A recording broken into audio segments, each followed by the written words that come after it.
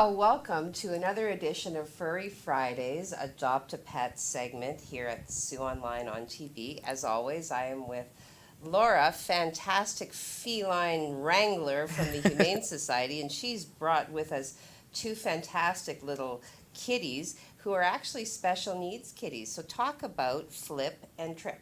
Yes, so Flip and Trip have a neurological disorder that's called feline cerebellar hypoplasia. I probably pronounced it wrong. It's a neurological disorder that affects their muscle, like their motion control, their muscle movements. So you'll see like some cats with it, like he has a little head twitch and some jerky movements. Flip is a little bit more extreme. He has a hard time controlling his back end.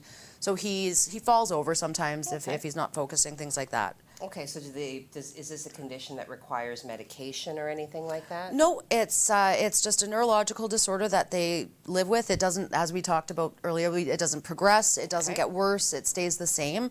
And these little guys are kittens. So what we've already noticed with both of them is that as they grow and develop their muscle, they're learning to adapt and they are getting stronger. So it's not as pronounced as it was when they were little kittens. Okay.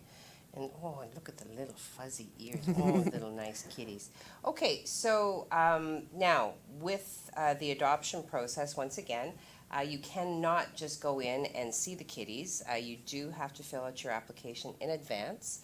And you can do so. I always post the article with the relevant hyperlinks. I'll post a link directly to their little pin-up pages that gives you all of their personal information. 10 weeks old, I believe you said. About that. Yeah, as well the link that'll take you to the application to submit for adoption.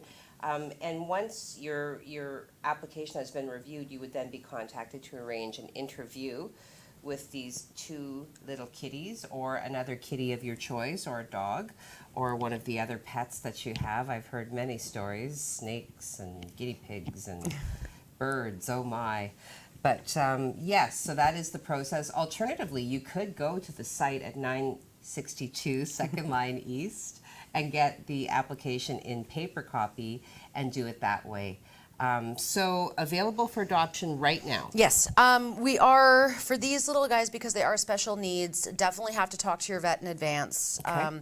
We are not recommending super small kids, you know, because they don't have the same muscle coordination that a regular kitten would have.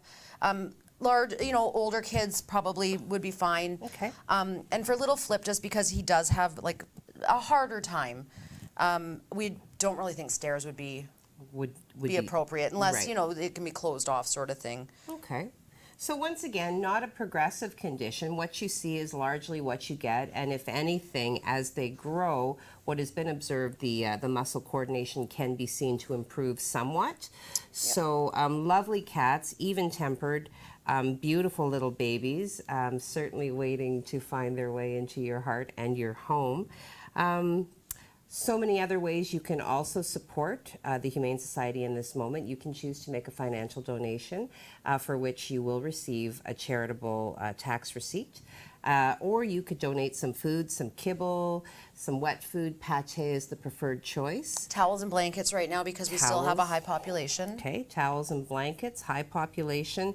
As well, there's always the opportunity to foster if you are unsure that you can take a pet into your home forever.